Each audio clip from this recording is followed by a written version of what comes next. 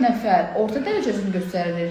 Bir nəfər naməlumdur baş verən dəyişikliyin effekti. Və geri qalan kaç nəfər qalır orada? 4, 1, 10. 10 nəfər isə ciddi anlamda göstərir.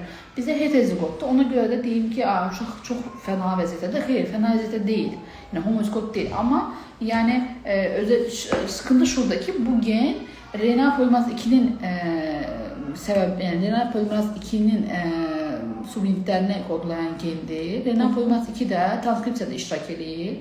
Və dolayı olan buradakı problem çoxsaylı genlərin sıradan çıxmasına, transkripsiyasının sıradan çıxmasına gətirib çıxardır. İndi anladım. Deməli, bir xəstəmizdən, mən həm də bunu valideynlərə göstərmək adından çəkiliş edeyim dedim. Yanımdakı genetik doktorudur, bizim klinikanın mütəxəssisi. Genetik doktorumuzdan bəzi xəstələrimizin genetik analizlərini istəyirik. Çox vaxtı da valideynlər düşünür ki, ay həkim, genetik çıxsa bizim artıq müalicəmiz yoxdur. O düşüncəsini göstərməmək üçün biz genetikdə nə edirik, onu canlı yayın yapım və sizə göstərim dedim. Bir xəstəmizdə uzun illər, neçə yaşında? 9-10 yaşı var. 9-10 yaşında uşaqdır. Uzun illər ancaq bu uşaq təlim gedir və uzun illər ərzində bu uşaqdan çox, yəni %60 falan nəticə var. Amma normalda bu cür uşaqlara doğru yanaşma olanda 3 aya, 5 aya tamamen autistik spektrum durumundan çıxırlar. Bəs nəyə görə bu uşaqda ilərləmə çox yavaşdır deyərəkdən və ailədə də belə bir şübhə olduğuna görə mən genetik analizə göndərdim. Və genetik analizində çıxdı ki, bu uşağın genetik qüsuru mövcud olan intellektual səviyyəsi ilə, yəni autistik spektrum davranışları ilə əlaqəlidir. Ancaq biz tamam bu genetik çıxdı, bundan sonra nə edəcəyik, onun müzakirəsini yapaq dedik könül doktoruna və artıq sizlər də dinləyin.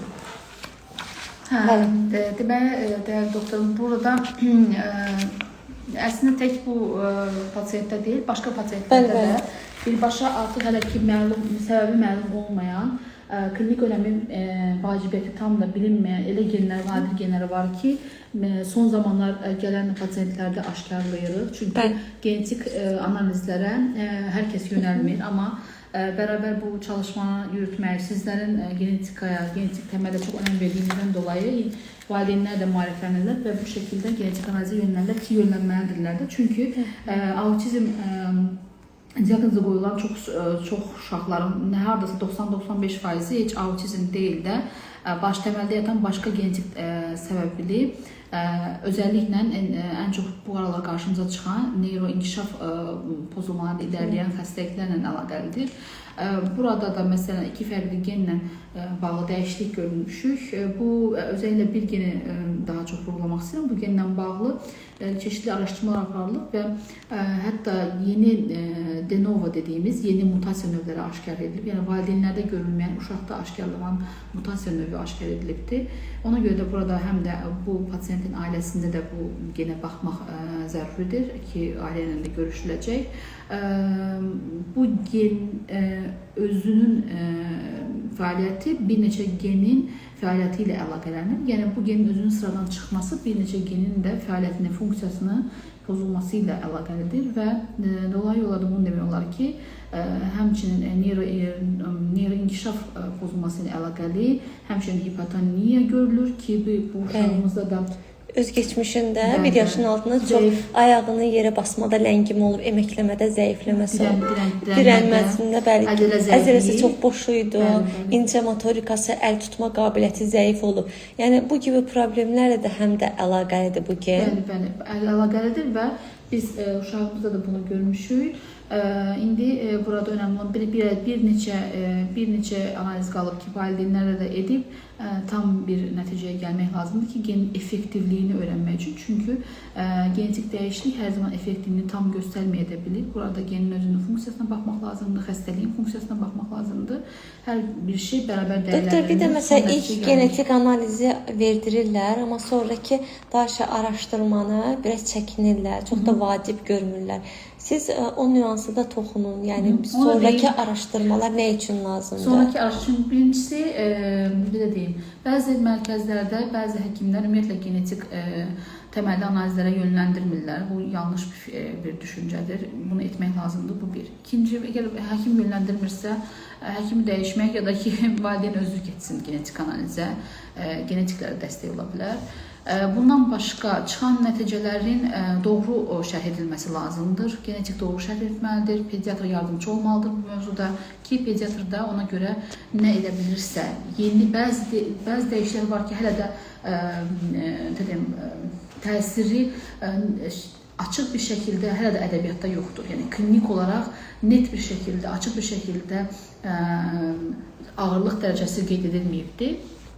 Buna görə də hökmən burada genetik pediatra dəstək olmalıdır ki, pediatrda kliniki bilinən və bilinməyən yollarla müalicəsini, orada da bilinçli bir pediatr olmalıdır. Yəni işinin professional olmalıdır ki, o şəkildə yanaşsın, həmçinin neurolog da. Doktor, bir sual veriblər ki, genetik analiz verdik, biz genetiğe toxuna bilirikmi? İndi çox da keçmədi, bir yarım saat öncəsindən genetik qüsurlu, yəni genetiğində autizm spektrum əlamətləri göstərə biləcək bu analizi pozitiv çıxmışdı. Yəni o uşaqda genetik qüsurlu autizm düşünmüşdük. Ancaq müalicəsini etdim, yəni başladım mən onda, bağırsaq müalicəsini başladım, sonra ikinci etapda metabolizm müalicəsini başladım və gətirdim ki, siz də gözləməyəsiniz Eliyar ismindəki.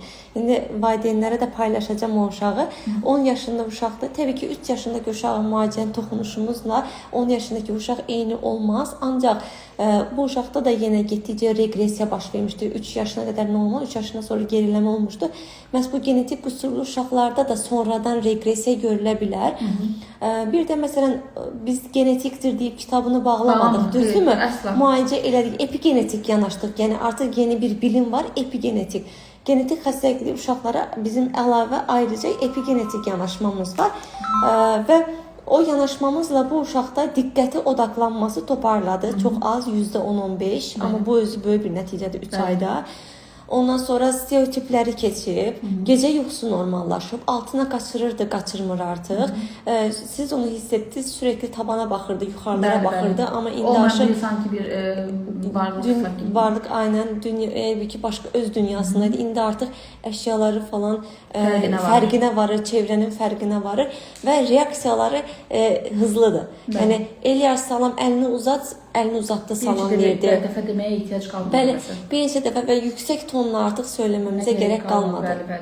Bəyaz sual verdiniz ki, məsələn, çıxıbsa pasiyentdə, yəni uşaqda çıxıbsa nəticə bu şəkildə sonlandırmaq lazımdır. Bəzi analiz nəticələri var ki, hökmən valideynlərdə, hətta ailənin tamamında etmək lazımdır ki, net bir nəticəyə gəlmək üçün. Hətta belə deyim ki, ailədə olan, əgər problemli başqa uşaqlar varsa, inkişafında problemli uşaqlar varsa, onlarda da etmək gərəkəcək.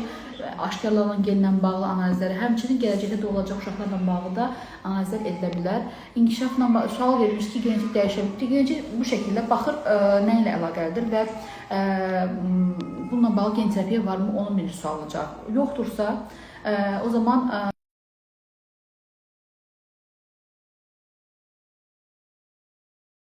pasiyenti var, 10 yaşında uşaq autizm diaqnozu qoyulmuşdu.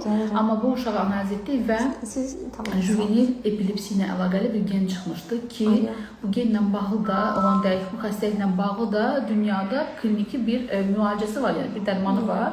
Amma əsas olsun ki, uşağın gelişimi artıq 10 yaşında, bilmirəm, o uşağın davamında sonra tətbiq edildi və müalicəsi necə oldu, artıq CDKL mi?